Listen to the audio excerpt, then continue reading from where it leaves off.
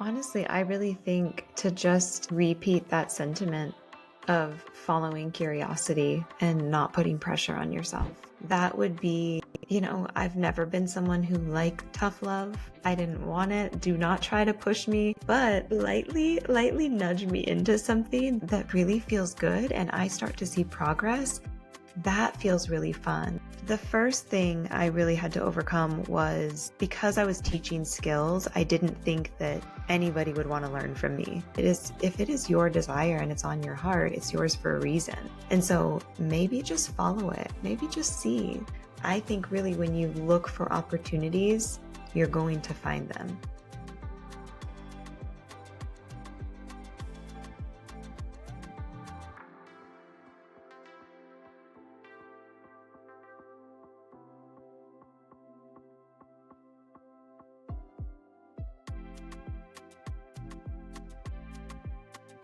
Welcome to the Self-Reflections podcast, where real reflections are shared by real people. Today's conversation is going to be a deep dive into the transformative power of self-awareness and the courage it takes to step out from behind the masks we wear. I'm joined by Stacy Musgrave, a personal growth coach from Colorado in the USA, whose journey began as a luxury boudoir photographer and business coach. Through her own process of inner work, self-reflection, and vulnerability, Stacy not only transformed her career, but also freed herself from lifelong anxiety. This episode is about breaking through limiting beliefs, finding the courage to live authentically, and discovering the power of self-acceptance. Welcome to the Self-Reflections podcast, Stacy. Thank you so much for having me. You're very welcome, and I'm really excited to connect on some of the topics that we'll be discussing today. Yeah, To kick us off, can you take us back to when you first began as a boudoir photographer? What initially drew you to this form of photography? Yeah, it was funny. At the time, I was doing kind of like figuring out my photography journey. So you'll shoot anything, just like who will let me work with you, And I did a whole rebrand to weddings. I thought I found my thing. And then there was a photographer that I had followed and I loved her type of work. It was very modern, contemporary, like intimate, empowering portraits for women.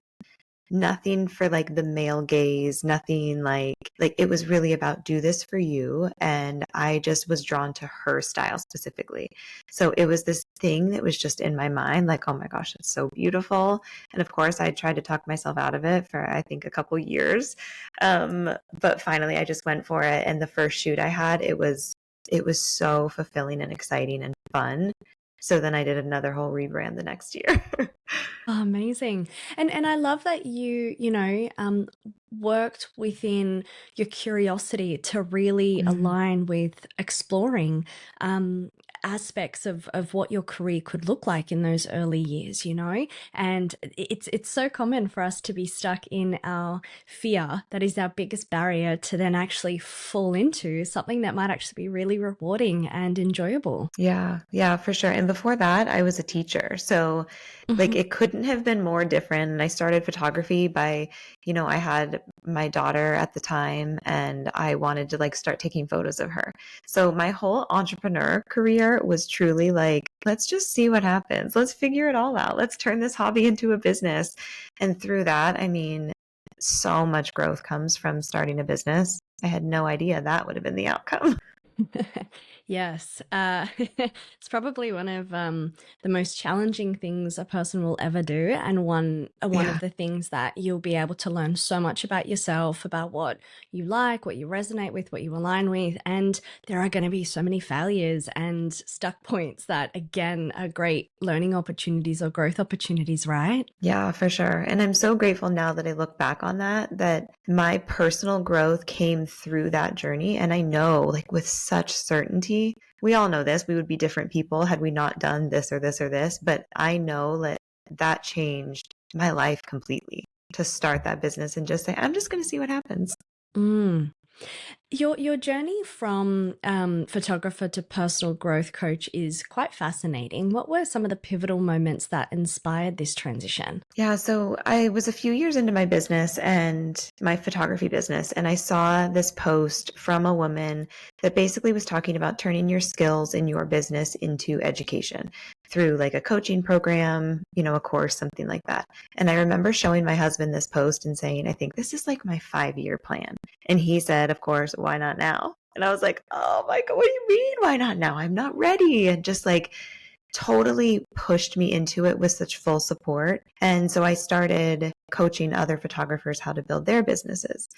And I loved it. I was just getting started. And one of the pivotal moments that I will never forget, I was on a call and one of the women was like, Stacy, I love your program. The course is great. Your pricing sheet is amazing. I already have my pricing sheet done and I can't put it out there.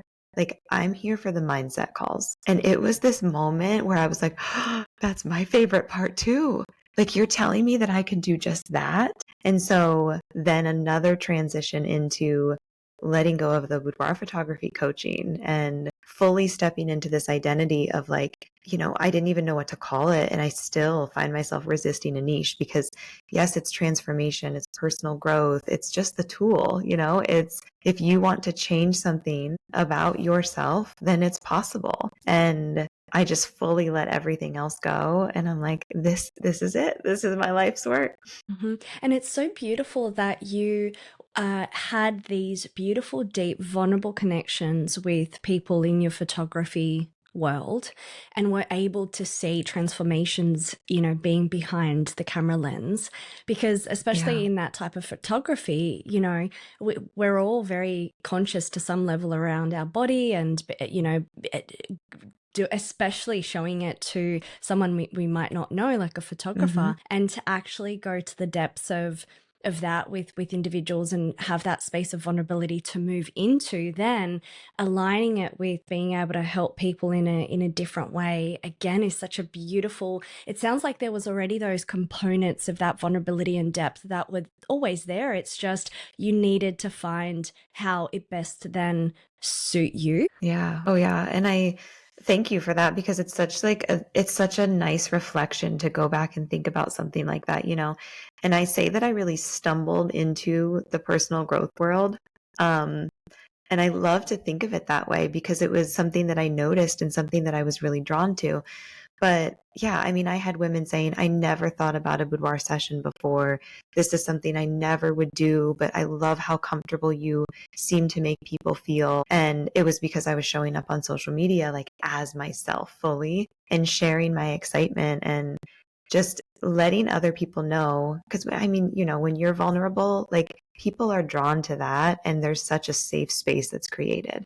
So I realize now looking back that, oh, that was me confidence coaching. And I was just using the tool of photography because we went through, at the end, we would do a reveal and I would go through their photos and really one by one, like talk about what you like about it, what you don't. And there were so many coaching moments in there. And it didn't always happen, but like sometimes a woman would come in, look at a photo. Nope, I just can't get past this little belly roll or this thing, And I would say, let's just give it a second look. And not always, but sometimes it would turn around that happened to be her favorite photo. And the power in that to see someone overcome looking at only an insecurity versus looking at the whole photo and seeing the beauty. I mean, when I talk about it now, sometimes I'm like, why did I let it go? Like I'm there's getting such a goosebumps as you're feeling. talking about it. Yeah, I do. I love just the posing too and like thinking of yourself as artwork and the power that comes from that is really, really amazing.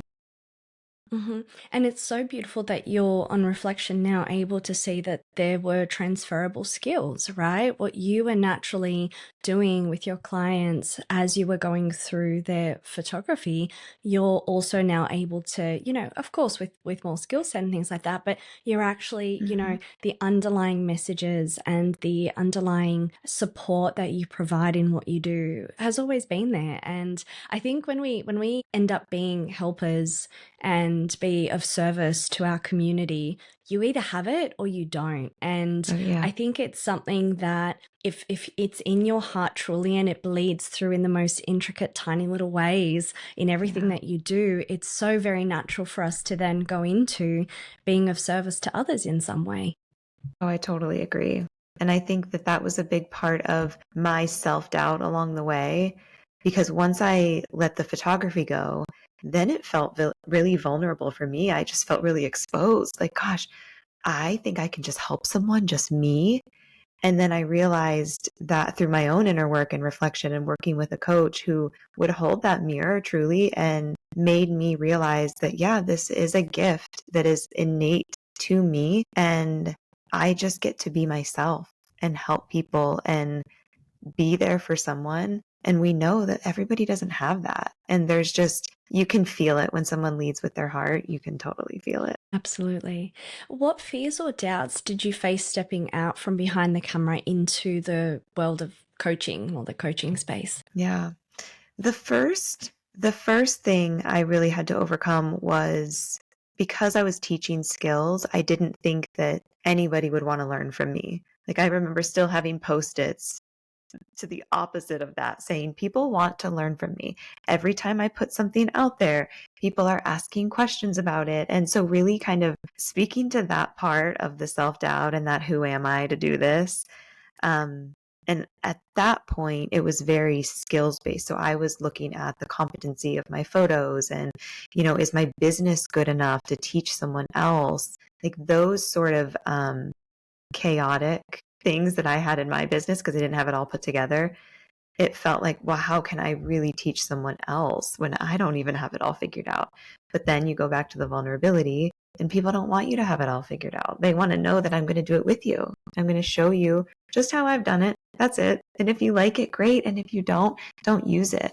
And so that was a piece that I really had to talk about often. And that's so powerful because it actually does align with stepping into the uncomfortable, right? The not having everything perfect, not having everything just pretty. It's more so people want to connect with you, right? And when you are able to show them parts of yourself that you and I'm not saying like there can't be professional boundaries, but the more you're able to bleed yourself through to your clients, the more they will then feel connected to you as part of your brand, as part of your business, rather than just having the, the brand or the color scheme or the bits and pieces. That helps obviously, and having good courses or good services behind that. But I think if you yourself don't create this sense of trust within who you're providing that service with, that people aren't going to stick around. And why should they? I know I wouldn't. Yeah. You know what I mean? Yeah, absolutely. It's so true. And I think, I realized that I came into the coaching industry and I, at the time, didn't even, like the word coach wasn't even on my radar. And what I realized that I joined, a bunch of different programs and things where people were lightly coaching, but really what they were doing is a lot of consulting or mentoring or like, strategy focused type things. And then when I realized that there was a whole, like, wow, there's a whole world of coaching, the art of coaching. And then to see where that connected with the things that were just natural to me. I remember one of the tenets of coaching, learning that it was about deep listening. And I'm like, oh my gosh, yes, I just naturally do that. That's why I've had so many people say, I've never told anyone this. I don't know why I'm telling you. I'm sorry. And I'm like, no, I get it. You can create that really safe space and people just feel it. And you've touched on something so important there, because these days coaching or being a coach is such a buzzword. It's something that is everywhere. It's quite flooded. I feel, especially over the last couple of years. And when we want our community to be aware of what type of support is out there. Someone who is just trying to get you to sign up to, let's say, just a course and there's not a lot of feeling behind it. There's not a lot of connection behind it. That's not coaching. That's you buying a course from someone who may be a qualified or not coach, right? I think what you've identified there is the depth of connection in anything that we do. And if whether it's a coach, a mentor, a counselor, a psychologist, or other practitioner, when you're able to build a relationship that's based on trust and honesty and accountability, that is where the work happens. It's not what tools you might actually then, engage in or learn or buy. It's actually the relationship that then allows you to take on the confidence, the support, the empowerment that then allows you to create change for yourself. I think that is something that I very much want our community to distinguish. If they are trying to find people of support out there in the community, it's going to feel fulfilling, right? And it's supposed to. If it doesn't, that's not, it might not be for you, and it's okay that stops aligning or it doesn't align, because then you can move forward and try and find someone that actually is going to connect with you on a deeper level. Oh, yeah. Yeah, absolutely. And I think what I really realized from that, looking back on my journey now, I'm still grateful that I did it the way I did it, because I learned so much. I mean, it was just like such a learning journey. But when I look back now, I realized that I was taught a strategy often for things, and I didn't know why I wasn't able to commit and to implement. And so I then, because I wasn't ready for that strategy fully, I made it mean that I was a failure, that I can't do it and everybody else is doing it. And what really now I know to be true is that I did have a lot of inner work to do about my confidence and my belief in myself. And now I believe that I'm back to this point of having the inner work, not complete, but feeling very solid, that then I can go implement other strategies and try different things. And that's when you see things working, where there's this intersection of the mindset work, the inner work, and then the strategy with it. So many of my clients and people I've worked with previously, you give them tools at certain points, and it's to kind of trial to see where they are in their capacity to do it on their own. And a lot do come back with not thinking that, oh, it doesn't work for me. Oh, I've tried that. It's, it's not for me. I'm one that doesn't do that. And I love that you've identified there, which is, very much something I do in my practice too. It's what are the barriers that are getting in the way for that to be something that you can implement? Is it in internal barriers that, might be based on your narrative or your mindset? Is it external that you are, overly stressed or you've got too much commitments? How can we move and reshape those things for us to be able to then make the tools that are available to you a little bit easier to then apply? And sometimes that journey can take a long time. For sure. I have had, and it depends also on where clients are in their healing journey. Some may have had really, really intense lives and challenges. So of course they're going to need to go into the stabilization phase of the work for a prolonged period of time before they're able to then sit in silence and feel safe, or, be able to prioritize a certain strategy without feeling guilty. So I really love that you've identified that, because it normalizes that certain tools are not going to work off the bat. And if they don't work, there is a reason and a barrier why that's the case. And be curious about that, whether it be through your own reflective practices or find someone of support to be able to help you maneuver through that. Yeah, totally. And I just want to add to that too, this thing that comes up for me where I was on many group coaching strategy calls, and I'm the quiet observer. I've always been that person that's like reading others' energy, and I could just see the coach like really sharing this strategy and getting the person hyped up, and there's this like, yes, I'm going to go do this. And then I just had this feeling of like, I don't think they're going to go do that, because you can see the hesitation, or you can see that uncertainty kind of, I notice those little shifts. And I just find that that's always very interesting. And then when I would share vulnerably that this is what I'm going through and maybe it's not working and it's not feeling good, I would have people circle back to me and say, thank you so much for sharing that, because I'm feeling that same way too. And that piece also, like sharing that vulnerability, is huge. And that's when you grow. We know that. I couldn't agree more. I love that you've said that. Thank Yeah. you. Yeah. Stacey, I know in our discovery call, you mentioned that you became anxiety free for the first time in your life. Can you Yeah. share what that journey looked like in the lead up, and what does anxiety free actually mean? I know that when I look back now, it's funny. I remember I was at a gym with a personal trainer, and I was telling her all the things that I had going on and this and this and this. And she said, and this is when I was probably like 25 at least. And she said, I was older than that even. I had kids by then. Whew. Anyway, she was like, have you ever thought that maybe you have anxiety? And it's funny because I had never seen myself as someone with anxiety. I saw myself as a worrier. My mom was a worrier. My grandma was a worrier. And that was the term. So I never really used anxiety to think about how it could really be in my body. And that was really eye-opening for me to kind of go back and reflect on that. And, oh, that makes sense why I wake up with this pit in my stomach every morning. And, I would notice this feeling of dread, even in that program I was speaking about. For 6 months, I just felt like I woke up with anxiety because I didn't feel like I was doing enough. I didn't feel like I was making progress that I wanted to. I was feeling like a failure, and it was just perpetuating this feeling. And at the time, we were living in Pennsylvania, and we just moved to Colorado now within like the past, like a little over a year ago. So I think the big shift for me was moving to Colorado and then also letting go of this identity of boudoir photography. Because when I brought in the education piece, and I don't know if it was that, I still may bring it back based on how I talked about it earlier, but at the time, it just wasn't feeling good. And that felt like a heaviness.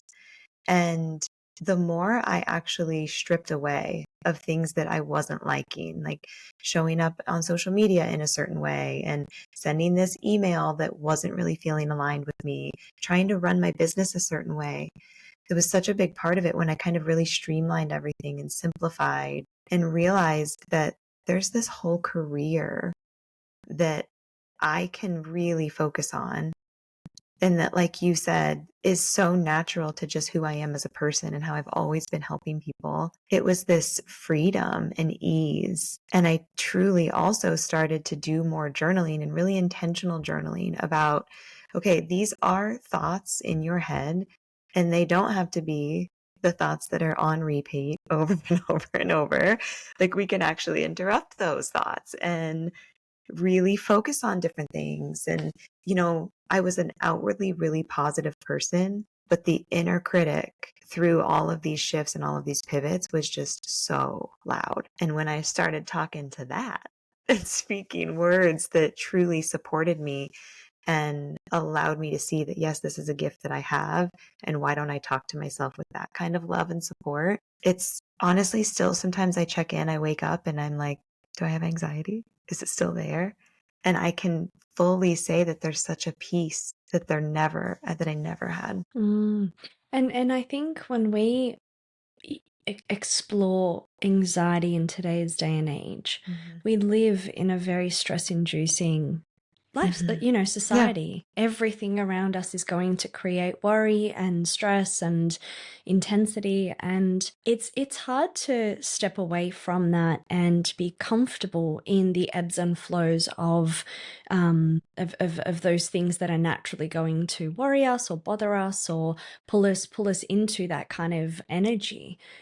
When we describe being anxiety free, we don't mean that things don't bother you or that you don't have reactions. It's that, when we look at anxiety, is that it's that spiral that really, really, is the pit in your stomach, mind racing, you're ruminating on things, you're not really finding a solution to anything. And it's just this continuous cycle that just keeps building and manifesting in different ways, whether it's cognitively or psychosomatically. But what we want to kind of acknowledge I think in our message to people, and please add to this after I finish, is that anxiety you're still going to feel as its own separate emotion, but there's a difference between experiencing it every now and then to waking up with it every single day for prolonged periods of that day. Would you agree? Oh my gosh, I fully agree. Yes. And I think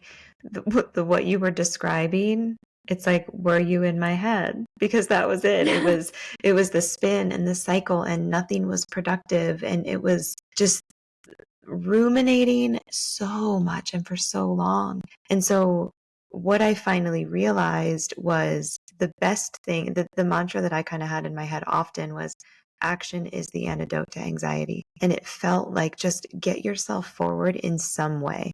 Take the smallest action you can take. Put out the freebie that you've been saying you wanted to do for months. Push publish on the website that isn't good enough. And I really started to see that this could be something that is a possibility. And then combining that strategy and seeing it work and seeing results with more of that really supportive language. I think before I always had this idea that, affirmations were something that were like, oh, it's a cute little thing that you can write on your mirror, and like, I'm probably not going to do that. That was my past self. And what I realize now is that when you have these really customized and unique affirmations that truly speak to something that's supportive to you. Some people, when it comes to money, I always give this example of, there are some people that want to say things like, money flows easily and freely to me. And then I had a client who, when she had a business, because of the career that her husband was in, it was an actual threat to his career. He may have gotten fired based on her business. So we had to create an affirmation for her around, it's safe to make money. And when we created that was like this physical reaction from it. And she's like, oh my gosh, you're right. And so that is what I'm so interested in now, with when you craft language that's really specific to you, like, oh, well, that's when it actually starts to work, because we believe it. And so, yeah, I don't even know that I needed to add all of that, because what you said was exactly even what was in my head. Truly. I love that you actually did add to what I was saying before, because you actually, without naming it, started to describe these narratives that we find ourselves being really, really stuck in.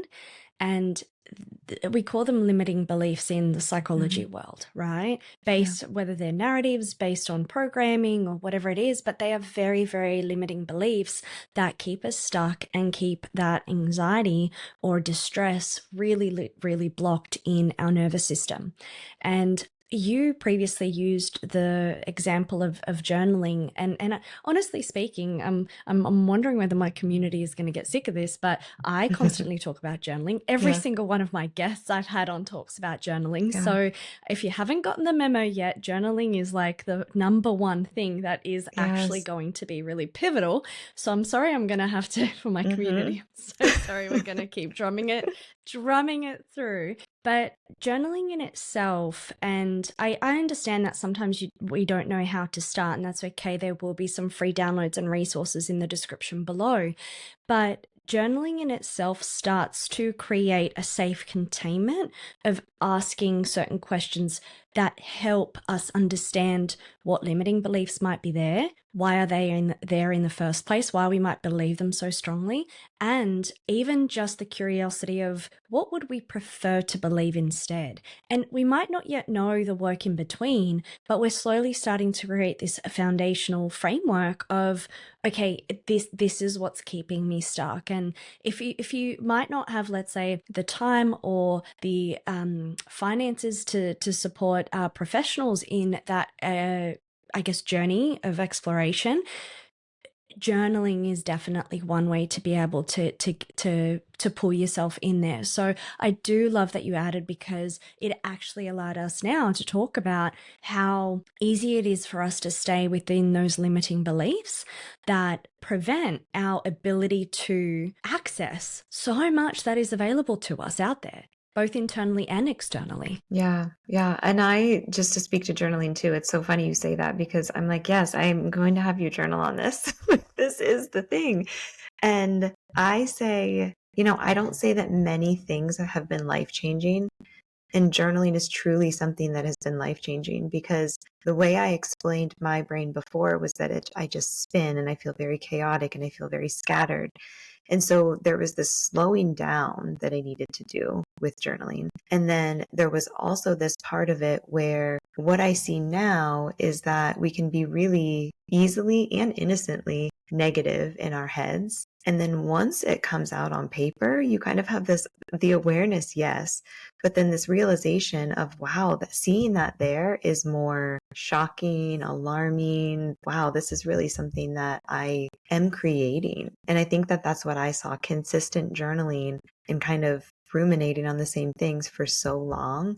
You almost like get sick of yourself faster when you're writing it down. Because you're confronting it, right? Yeah. And you're reading it back, and you really do, I get this experience too, and I know my clients too. It's that, oh, do I actually sound like that? Or like, oh, that's so silly to think that way. Or Yeah. I would never say this to anybody else. Like, why am I getting stuck in this? So having it,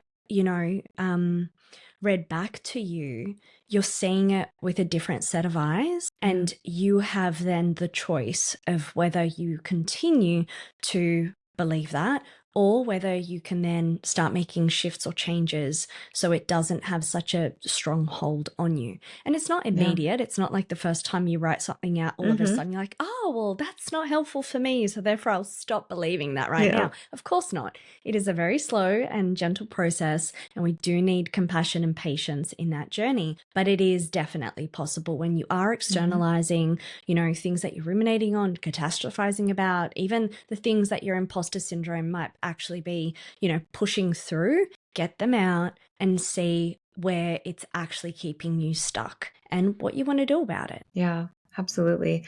And talking about limiting beliefs, when I think about coaching and, my limiting belief, the biggest one for photography was that people didn't want to learn from me. And then it turned into something very similar about the personal growth, coaching side of things. And it was that someone would certainly want to work with someone else over me, because I've always been someone who put other people above me.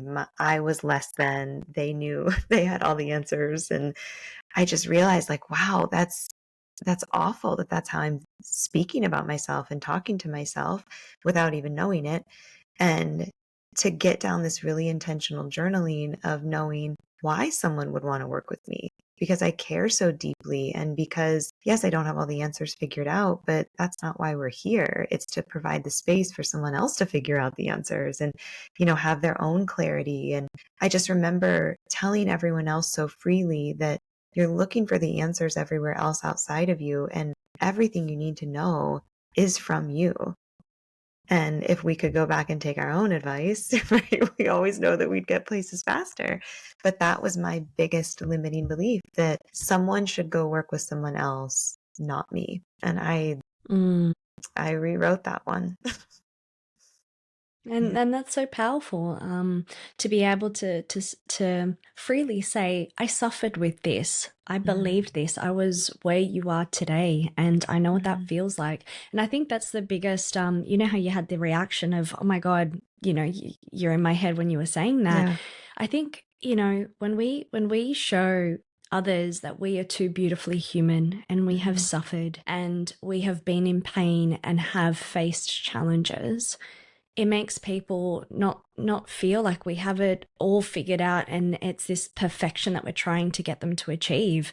We have stumbled, and we continue to stumble. There are days where my imposter syndrome gets in the way, or my perfectionism tendencies stop me from or delay something being released. Or, there are times where I completely avoid because I'm so overwhelmed. We're beautifully human, and we want to acknowledge that, even though we're in roles that are here to obviously help and support people, we also stumble, and we also have challenges ourselves. And I think for I know if someone was being really honest and open that I was working with, that for me would make me, I guess, respect the other person more, because at least they're not trying to pretend that they've got it all figured out. And And I think, you know, as we move through certain things, there are definitely narratives and strengths that we achieve. Like, for example, the sense of worth, or belief in you being good enough, or just the enough kind of story. Mm-hmm. It's like, no, I know I am enough, and I know people will see me as enough. It sounds like you've been able to move so beautifully in that. And I also know that there are going to be things in your life that are going to challenge that, and you're going to have to do the work Oh, again to yeah. again kind of strengthen the fact Mm-hmm. that no, I know I am enough, you know? Oh, yeah. It's so easy when we have any sort of like disappointment in business or that doubt creeps back in. It's so easy to just fully go back to that deep, like that pit moment.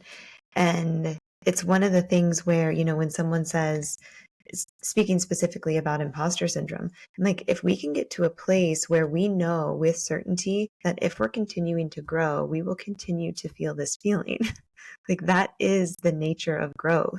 And so if we can even reframe that to say, "Ooh, I'm feeling imposter syndrome about this," that means that I'm really challenging myself and pushing myself.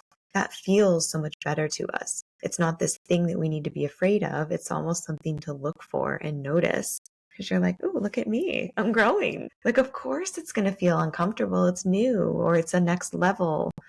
That was a big reminder for me of, let the imposter syndrome, let that challenging feeling be something that you're continuing to search for. I love that. It's externalizing it and knowing that it's something that you can experience while also changing your relationship with it. Mm, Right? yeah. It not being scared of it, not being surprised by it. It's no, I'm gonna expect my imposter syndrome is Mm-hmm. gonna be there along the journey. It's whether or not I'm actually going to get sucked into it, and I Yeah. have a choice around that. And over time, you naturally can build strength in, like you've identified there, Yeah. noticing and not actually falling into the trap of what Mm-hmm. that imposter syndrome is trying to create. Yeah. That's super powerful. Thank Yeah. you. Stacey, you speak about stepping into your authentic self. What did authenticity mean to you before and after this transformation? I think I've always been someone who is personality wise just really authentic. In my life, I've never been someone to, outside of, I can go back to middle school and high school, man. I wish I would have changed some things there, but really leading with things that I felt good about and just knew with certainty that this is the decision I'm making and I'm making it for me and that's okay. And when it came to my career though, I saw myself maybe going down career paths that I thought I should do, or maybe I was doing this one because I thought it would be a good job, kind of doing things for the wrong reasons. And then not really like realizing that I wasn't being true to myself, but not even knowing what it meant to be true to myself. So speaking about being a teacher, I just remember being unhappy often. I liked the kids, but I didn't love the job. And I remember my husband saying to me one day, "Is this what you want to be doing?" And I also remember snapping at him and saying, like, "What do you mean? Is this what I want to be doing?" "Yes, it's what I just went to school for. And I made the decision and I already, changed my major." And I realized how stuck I felt. And what I realize now is that piece of myself that pivoted a lot. And I think I used to see as chaotic and flighty and can you stick to anything? Now I fully see that as I've been really authentic with myself and I've decided to follow feelings and then recognize when something didn't feel good, I was able to change it. And to have that power feels very authentic and share vulnerably along the way. So kind of bring people along the journey of like, hey, here, oh, I'm changing again. And you know what? That's okay with me. And I would so much rather do that than be tied to something that I felt I had to stick to because I made the decision. So many individuals find themselves feeling like they don't have a choice.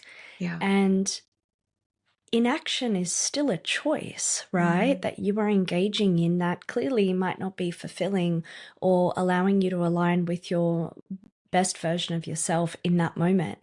And it's naturally going to be scary to make any changes, especially when you've put a lot of effort and time into developing something that is fulfilling to a certain point, but might not be fully.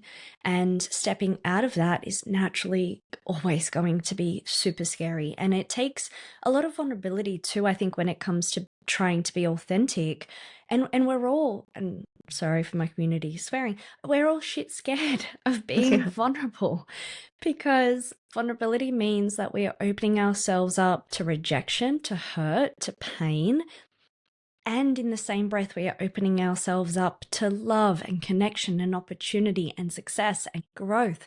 So one cannot live without the other. And I think when, you know, we are put into certain situations where we are questioning what to do with our life, if it is bringing you joy and excitement and allowing you to live in your most vulnerable, raw, authentic self, then it is for you. But if it's not, does it still serve a function and purpose? If it does, that's fine. You can find authenticity and vulnerability in other domains of your life. It doesn't have to be this significant change. But if you are on that path of, no, I think I need to shift, this isn't right, then that's okay too. And you don't have to figure it out all so quickly. It can also be a gentle process that you can connect with loved ones, with services, or even clinicians in some ways, to be able to gently maneuver through that, to then start to make tiny, small little changes that don't feel so scary, as if all of a sudden you or the world around you has to immensely change at the drop of a hat. Yeah, well, that's so true. And as you're talking, I'm thinking about my membership that I shifted this past year. So it started as a membership for female entrepreneurs, kind of like, let's build this community, some group coaching, that sort of thing.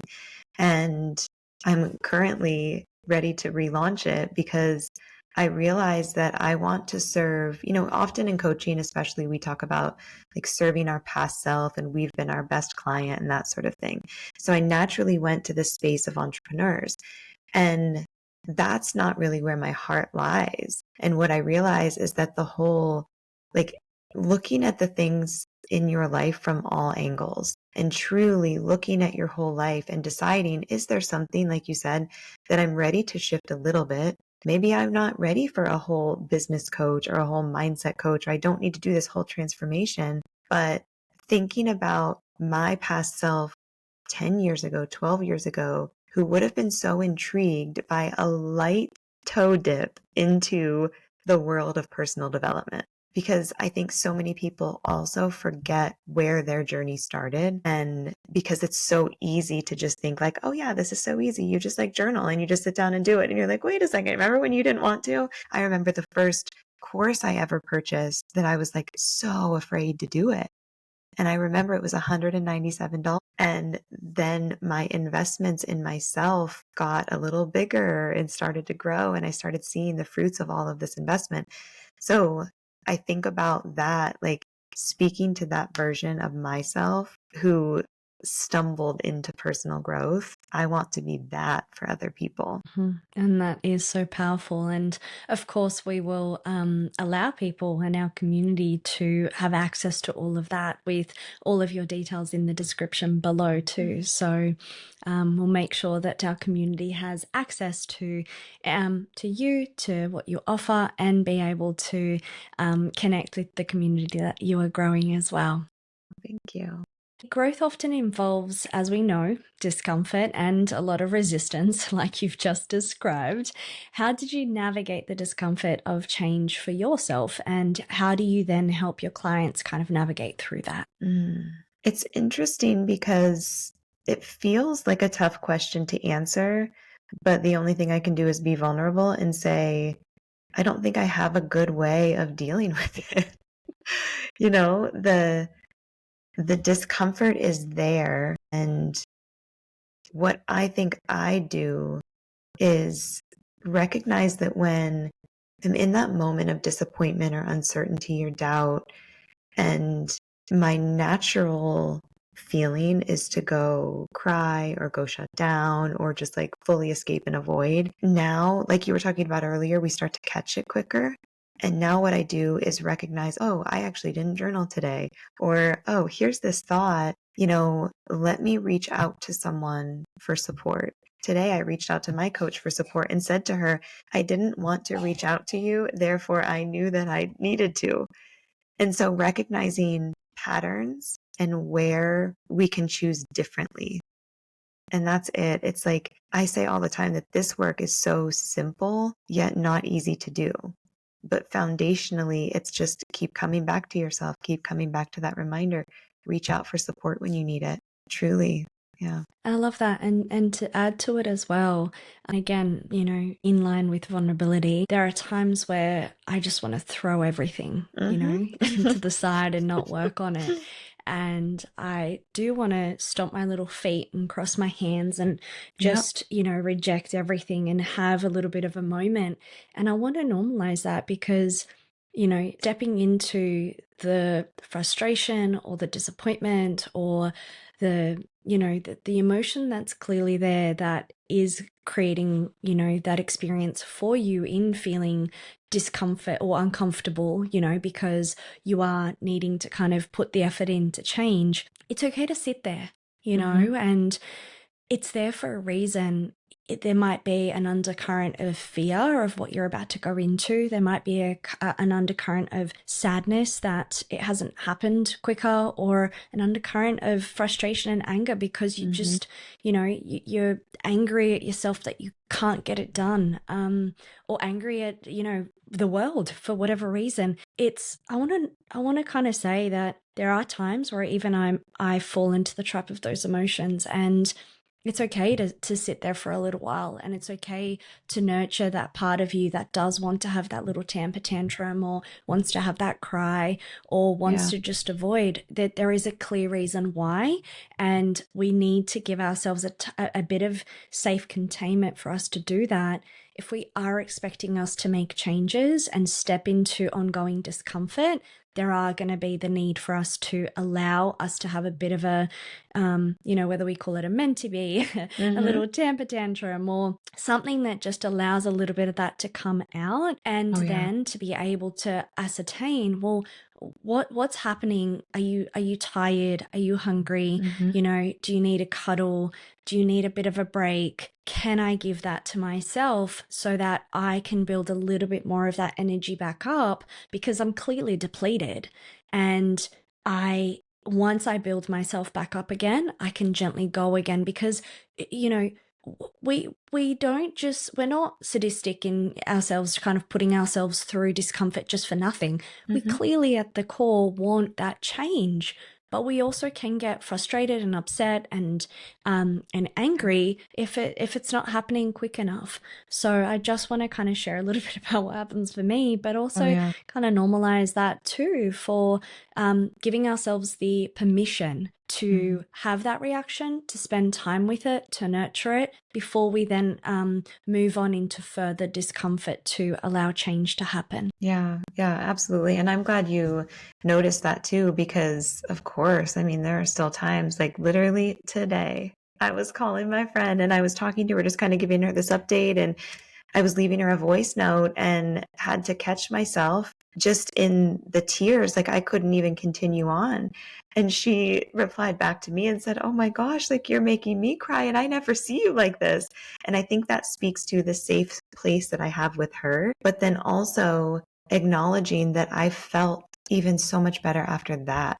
Connecting with someone, being vulnerable, allowing myself to acknowledge that, yeah, this is really hard sometimes. And it's not for the faint of heart. And then we decide, okay, what do I do from here? Like you said, what do I need? How can I give myself grace? And then how can I get back up and move as quick as I can is what I needed to do, because I used to stay in that for a long time and that wasn't helping me either. So it's a balance. It's tricky. Like how long do I need to stay here? Yes, and each time is going to be different, right? Yeah. But I love that you've identified, and Brene Brown says this beautifully: you don't unpack there and you don't live there. You feel it, you take care of it, and you move right along, right? And and again, we can't exactly say, okay, minimum 5 minutes and maximum 10 minutes, but it's naturally going to be different. But I think I like that you very much, helped our community remind themselves that we're not asking you to unpack there. We want that shift and movement to keep going. So try and tap into those parts of yourself that get to the crux of what it is you need for those steps to keep happening. Yeah, Very absolutely. important. And there's also the part where sometimes it is time to be done. And I think that's a Yeah. hard thing for some people to acknowledge, you know? I know with my boudoir photography education, I remember going to my husband and him saying, "Why don't you just go back to photography? You loved it. You were fine." And him giving me that bit of permission in that moment, I realized, no, it's not what I want. I got to keep going. And so even that, like allowing yourself the opportunity to think, maybe this is complete and that's okay. But if you have that feeling, like you said, if there's something that you want, then yeah, maybe take a pause and keep moving when you're ready. Stacy, what advice would you give to someone who is feeling stuck or afraid to take the first step towards growth? I would say really approach it with this interesting curiosity. And, you know, when I think back to us moving from Pennsylvania to Colorado, states away from our families with 3 kids, and we sold everything. I mean, at that point, we had done so much of the inner work that that felt like the next step. But even that felt incredibly intimidating and scary. And we approached that really looking at it either from like a what if, or we kind of decided to just go with why not. And I know the decision of moving states away with your whole family, like that's not a why not for some people, but it was for us. And I think about approaching that curiosity with whatever it is, whatever idea comes to mind for you. Like you said earlier, if it is your desire and it's on your heart, it's yours for a reason. And so maybe just follow it. Maybe just see. I think really when you look for opportunities, you're going to find them. And I would put no judgment on it. I would put no pressure on it. There's no fixing that needs to happen. It's really about following a fun curiosity. Oh, I love that message. It resonates so deeply, I think, with just a beautiful energy. There's that self-compassion, and there's the learning to be inquisitive to what comes up to, and having that freedom to explore and to be curious or to reflect, whatever word you want to use. I think it's, that in itself is creating the opportunity for something to come up that you can then decide on whether it aligns or doesn't align. Yeah.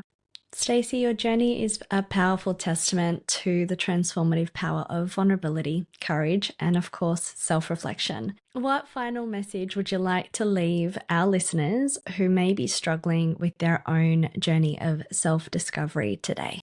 Honestly, I really think to just repeat that sentiment of following curiosity and not putting pressure on yourself. That would be, I've never been someone who liked tough love. I didn't want it. Do not try to push me, but lightly nudge me into something that really feels good and I start to see progress. That feels really fun. And that's when it really starts to integrate and get to be exciting and more of an inspiring journey rather than the stuck pressure and I should have it all figured out by now. Amazing. And where can our community find you and learn more about your work and coaching services? Yeah, so I am on Instagram, Stacy Musgrave, no E in Stacy, which I get a lot. And my membership is called Your Happiest Life.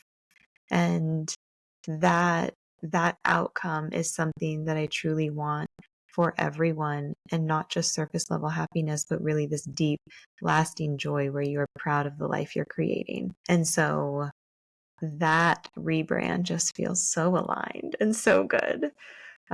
So those are the 2 places where I spend time the most. And then, of course, one-on-one coaching too. But even that, it's all a conversation and a journey and a relationship building, like we said at the beginning, So it's there if you're ever interested. I will say that. Amazing. And as always, details are in the description below.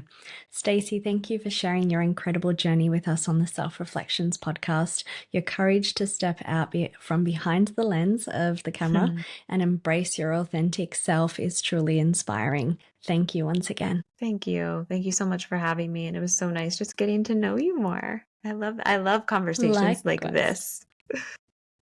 Oh, me too. It definitely is for the benefit of our community, but honestly, I very much get a lot out of these connections too. Thank you. Yeah, thank you. And for our community, thank you for tuning in to another episode on the Self Reflections podcast. If you found value in today's episode, don't forget to like, subscribe, or leave a comment below to share your thoughts. Until next time, take care and keep reflecting.